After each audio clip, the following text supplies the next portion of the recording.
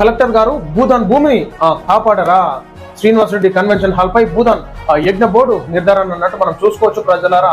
Collector గారు భూదాన్ భూమిని కాపాడరా అంటే స్థానిక అధికారులు ఏం చేస్తున్నారు, ఉద్యోగం ఏం చేస్తున్నారు, ఏం కమాయి చేయనీకి వస్తున్నారు, భవనాలకి టిఫిన్ డబ్బాలు ఓపెన్ చేసుకొని తినిపోనిక లేకపోతే ఊడవనికి వస్తున్నారా కార్యాలయాలకి? ఈనాడు కలెక్టర్ గారు దృష్టి దాకా పోతున్నట్టే స్థానిక అధికారులు పనికి లేనట్టే. ఇక వాళ్ళకి జీతాలు ఇచ్చేందుకు ఎందుకు జీతాలు ఇస్తున్నారు, ఏం కమాయి చేయడానికి జీతాలు ఇస్తున్నారు వాళ్ళకి?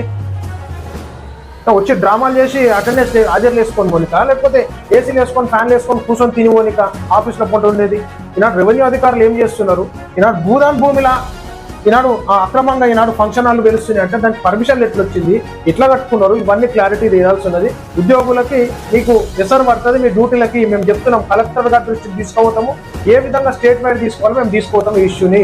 మీరు చెప్తుంటలేరు అధికారులు, ఇష్టానుసారంగా ఏం చేస్తారో ఎవరేం వస్తారో చూస్తా అనుకుంటారు. కానీ మీ డ్రామాలు, మీ కథ, మీరు ఏమేమి చేస్తున్నారో మేము బయట పెడతాము, మీ ఉద్యోగాలకు మేము ఎసరు పెడతాము ఏమో అనుకుంటారు మీరు.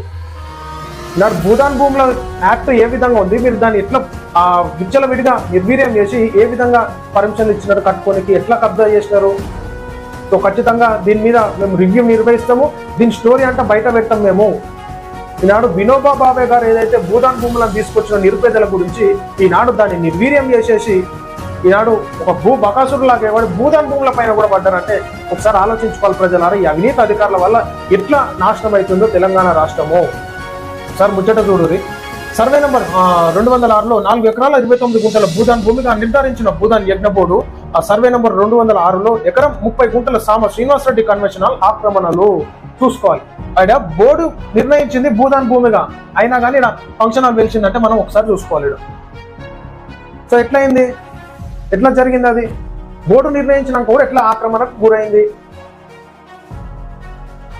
సర్వే చేసి కబ్జాకు గురైనట్లు నిర్ధారించిన రెవెన్యూ అధికారులు నిర్ధారించడం మళ్ళీ ఎట్లా కట్టిరు? రెవెన్యూ అధికారులు ఇప్పుడు ఏం చేస్తున్నారు? కబ్జాలను తొలగించాలని తుర్కయాంజల్ మున్సిపల్ కమిషనర్ కు కలెక్టర్ ఆదేశాలు. మున్సిపల్ కమిషనర్ నోటీసులు ఇచ్చి చేతులు దులుపుకున్న వైనం. వెంటనే భూదాన్ భూమిని ప్రభుత్వం స్వాధీనం చేసుకోవాలి, అక్రమార్కులపై చట్ట ప్రకారం చర్యలు తీసుకోవాలని స్థానికుల డిమాండ్. సో ఇక్కడ చూడు సామా శ్రీనివాస్ రెడ్డి భూదాన్ యజ్ఞ బోర్డు నివేదిక. సో ఇంత క్లారిటీ ఉన్నాక ఏం జరుగుతుంది అసలు? ఏ రాజకీయ నాయకుడు అండదండలతోని, ఏ ప్రోద్బలంతోని ఇంత దర్జాగా ఆక్రమించుకోవడం జరిగింది ఆలోచించుకోవాలి. సో దీన్ని మేము ఏ దృష్టికి తీసుకోవాలో, ఎవరి దృష్టికి తీసుకోవాలో ఖచ్చితంగా తీసుకోవటము. ఉన్నటువంటి అవినీతి అధికారులకి మీ డ్యూటీలకు ఎసరు పెడతాము. చూడు ఇక